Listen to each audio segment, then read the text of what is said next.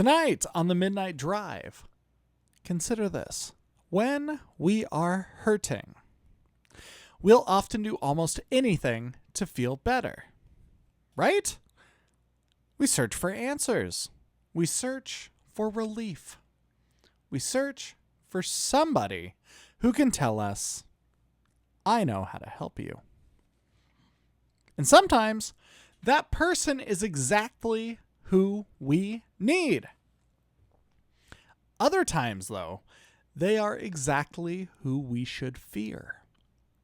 Tonight's story takes us to a quiet stretch of Washington's coastline, where people arrived carrying hope for healing. And many never returned home. It's a story about medicine, about belief, about the dangerous comfort of certainty, and about why asking questions can sometimes save our lives.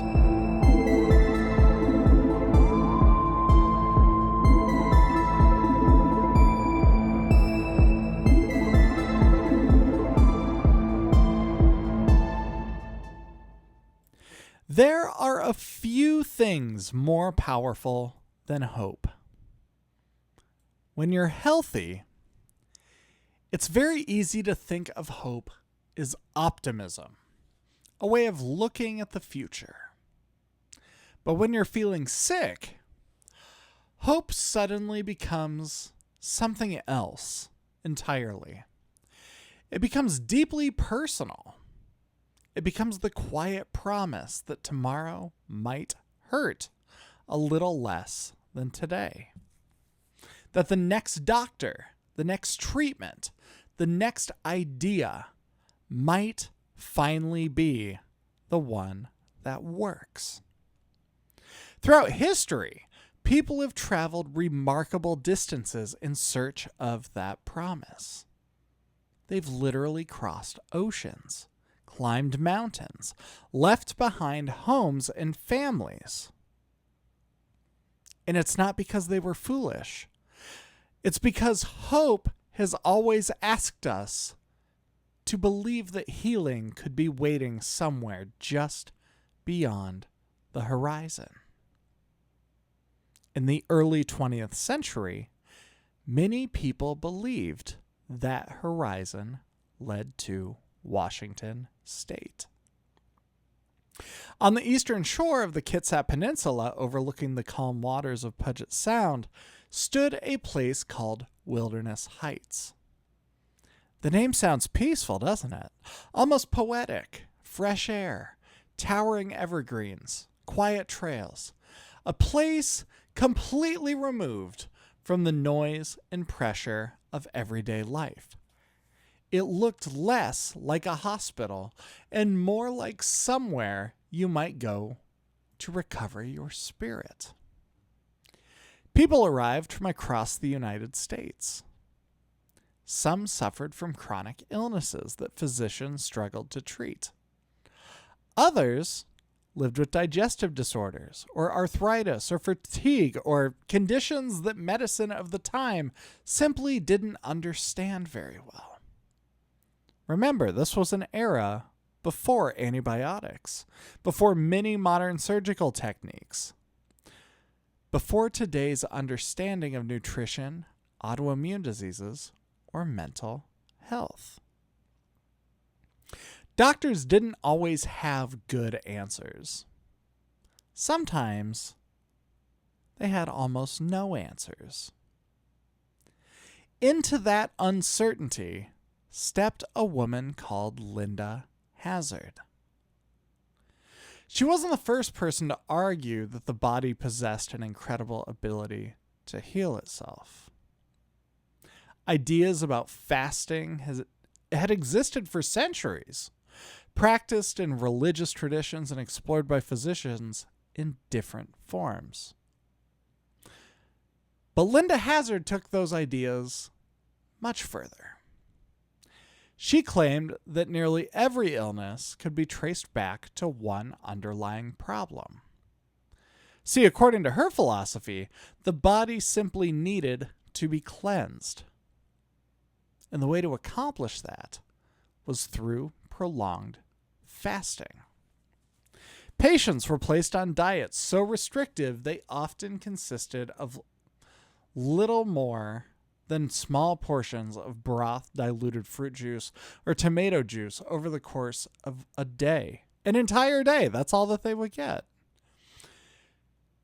She combined the fasts with massages and other treatments that she believed helped remove toxins from the body.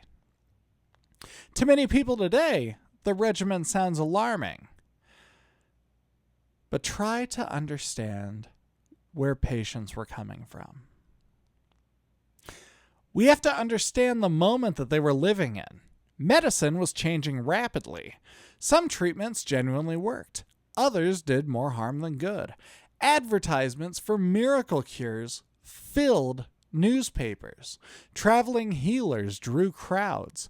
Patent medicines promised relief from nearly every ailment imaginable. The line between science, hope, and wishful thinking wasn't always easy to see. Linda Hazzard spoke with confidence. She wrote books. She lectured. She presented herself as someone who had discovered what others had overlooked. And confidence has a remarkable way of sounding like certainty, especially when someone is desperate to hear it. Imagine receiving a diagnosis that no one could explain. Imagine trying treatment after treatment without any success. Imagine being told that someone, somewhere, has finally found the answer. It's easy to wonder why anyone would believe extraordinary claims from a stranger. It's much harder to imagine what it feels like when that stranger represents your last remaining hope. Patients trusted her. Families trusted her. Some even encouraged loved ones to make the journey to Washington, believing they were giving them one final chance to recover. For a while, everything may have seemed to make sense. Fasting often causes rapid weight loss. Some people initially report feeling lighter and more energetic. Others interpret the discipline of strict routines as evidence that something meaningful is happening. When we expect improvement, our minds and bodies sometimes respond in surprising ways. Doctors call this the placebo effect. It's real, not because an ineffective treatment suddenly cures diseases, but because expectation itself can influence how we experience pain, stress, and symptoms. Hope can feel ridiculously powerful. Sometimes powerful enough to convince us that healing has already begun. But hope has its limits. The human body needs nourishment. It needs energy. It needs protein, vitamins, minerals, and calories to repair itself. Without them, it begins consuming its own reserves simply to survive. Days become weeks. Weeks become months. Strength slowly disappears. Muscle slowly weakens. The body grows quieter. Eventually, it can no longer sustain itself. For some patients at Wilderness Heights, the treatment became more dangerous than the illnesses they had come to escape. By the time families began asking difficult questions, it was already too late. We'll keep talking more about this after the break. You're listening to The Midnight Drive. See, one of the most difficult things about stories like this is that it's so easy to try to keep them buried in the past. To imagine they belong to another century, another generation, another version of the world. But history has a way of reminding us that human nature doesn't change nearly as quickly as technology does. We still search for answers. We still hope for miracles. And we're still drawn to people who speak with absolute certainty. Psychologists have spent decades studying something called the authority bias. It's surprisingly simple. When someone appears knowledgeable, we're more likely to believe them, especially if they sound confident. Confidence has a peculiar effect on us. It feels reassuring. Think about the last time you asked someone for directions or advice or an explanation on something. Who sounded more convincing? The person who said, "I think this is probably the right answer," or the one who confidently replied, "I'm absolutely certain this is the right answer"? Most of us instinctively trust certainty. Even though confidence and competence are not the same thing. History reminds us of that again and again and again. Science, oddly enough, takes the opposite approach. Scientists rarely speak in absolutes. Instead, they use phrases like, "the evidence suggests," or "based on what we currently know," or "our confidence increases." To some people, that can sound uncertain. But it's actually one of science's greatest strengths. See, science leaves room to be wrong. Because being willing to change your mind when new evidence appears is not weakness. It's honesty. Linda Hazzard offered something much more comforting. Simple answers. One explanation, one treatment, one certainty. And certainty can feel incredibly attractive when life feels uncertain. Especially when we're frightened.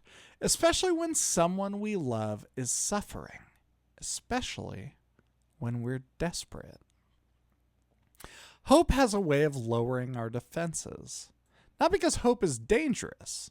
Hope is essential. It's what gets us through surgeries, chemotherapy, physical therapy, long recoveries. The belief that tomorrow can be better than today is one of humanity's greatest strengths. But hope works best when it's walking alongside evidence, not replacing it. There's another reason stories like Starvation Heights continue to matter. They're reminders that critical thinking is not cynical. Sometimes people hear the phrase healthy skepticism and imagine someone who refuses to believe anything. But skepticism isn't about rejecting ideas. It's about asking good questions. How do we know? Has this been tested? Can someone else reproduce these results? What evidence would change our minds? Those questions don't weaken truth. They strengthen it. Because truth doesn't fear investigation. It welcomes it. Washington State remembers Starvation Heights because lives were lost there. The abandoned buildings are gone now. The sanitarium no longer overlooks Puget Sound as a destination for hopeful patients. Nature has reclaimed much of what remains. Trees have grown where people once searched for healing. The forest is quiet again. If you were to walk those trails today, you might never even realize what happened there. And perhaps there's something fitting about that. Forests have a remarkable way of reminding us that time keeps moving forward. That even our greatest mistakes eventually just become part of the landscape. But remembering isn't about dwelling on tragedy. It's about carrying a lesson forward. Every generation encounters voices that promise certainty. Sometimes those promises involve medicine, sometimes politics, sometimes finance, sometimes technology. The details change. The temptation does not. We're all vulnerable to easy answers when life becomes difficult. That's part of being human. The goal isn't to become suspicious of everyone. The goal is to remain curious, to ask questions, to welcome evidence, to be humble enough to admit that we don't always know. There's something beautiful about that kind of humility. Not because it makes us feel small, but because it leaves room for us to learn. Monday, we stood beneath Washington's towering forests and discovered that wonder begins where certainty ends. Yesterday, we wandered those same forests, asking why we still long for mysteries like Bigfoot. And tonight, we've seen the other side of that idea. Wonder invites questions. Questions provoke curiosity. Curiosity seeks understanding. But certainty can become very dangerous when it convinces us we've already found the answer. Perhaps that's the quieter lesson that Starvation Heights leaves behind. Not that hope is foolish. Not that searching for healing is naive. But that wisdom lives somewhere between open-mindedness and careful skepticism. It's okay to believe that tomorrow can be better. It's okay to keep searching. Just don't stop asking questions along the way. Because the strongest beliefs aren't the ones that refuse to be challenged. They're the ones that become stronger every time they are. Thank you for joining me on tonight's drive. Until next time, keep wondering, keep asking, and I'll meet you farther on down the road.